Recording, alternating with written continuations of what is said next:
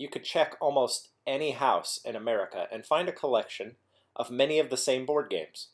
The game of Monopoly alone has sold hundreds of millions of copies.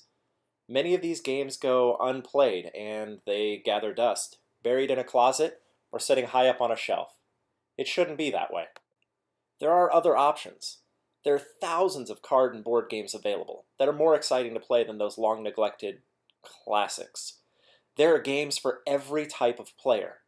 There are short games, there are long games, there's games for adults, and there's games for entire families.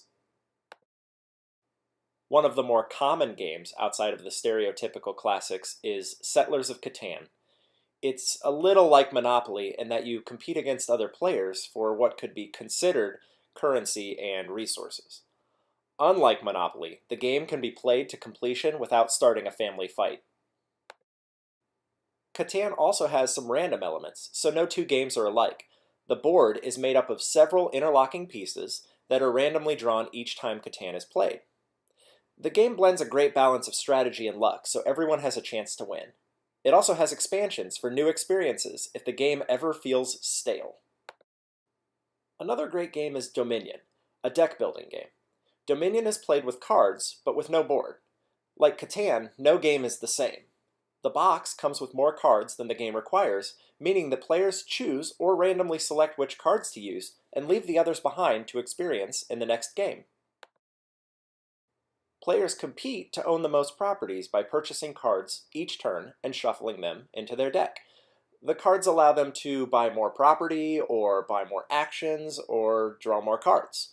Players try to find the best balance of buying action cards and buying property to maximize their score, which is calculated at the end of the game. Ticket to Ride has grown in popularity over the last few years. There are several different editions of the game with maps all over the world. There's also a kid-friendly version with simplified rules. My particular favorite, pictured here, is Ticket to Ride Europe. However, any variation of the game is great fun. Players are tasked with building trains along specific routes on the map. They try to link them together to connect two destinations. The more destinations a player connects, the more points they'll get at the end of the game. All players are using the same board, so they compete for space because the destinations usually overlap. Small World is one of my favorite games to play with friends. I highly recommend it. One of the best features about this game is that 4 different boards are used depending on the number of players. Anywhere from 2 to 5 players can participate in Small World, and the different boards ensure that every time you play, it stays balanced. Players select a fantasy character paired with a random special ability.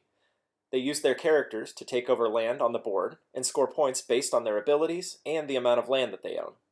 Players can attack each other, and they can ditch their current characters at any time to select a new character with new abilities.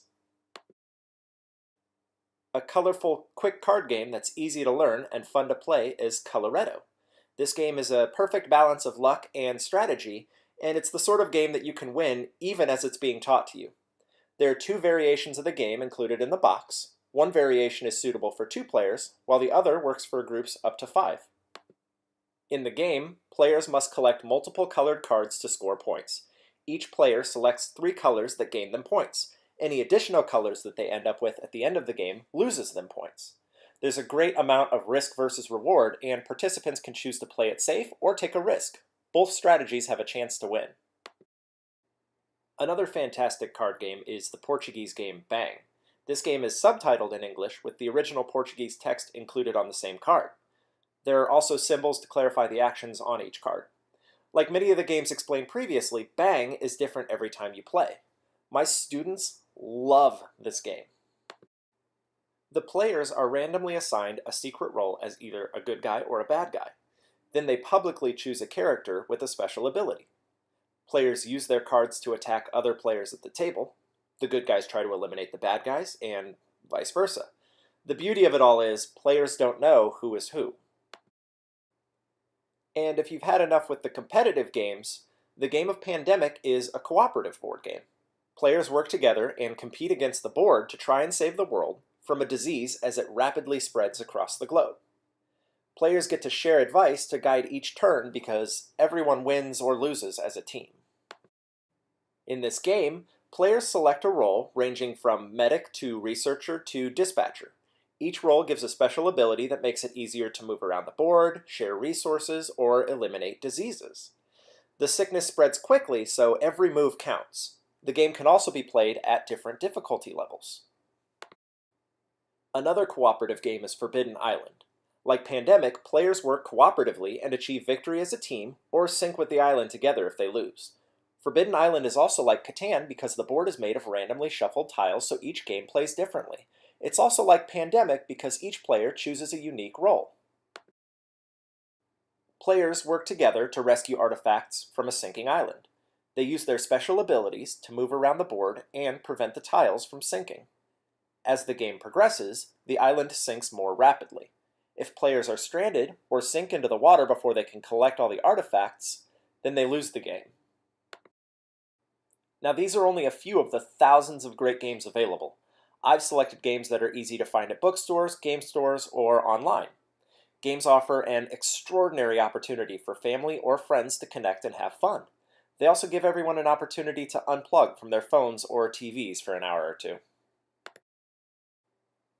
Unless, of course, you want the gaming experience without disconnecting. As these games become more mainstream, so do mobile adaptations. Many of these games can be played digitally, Ticket to Ride, Small World, and Dominion, to name a few. However, that's a topic for an entirely different presentation.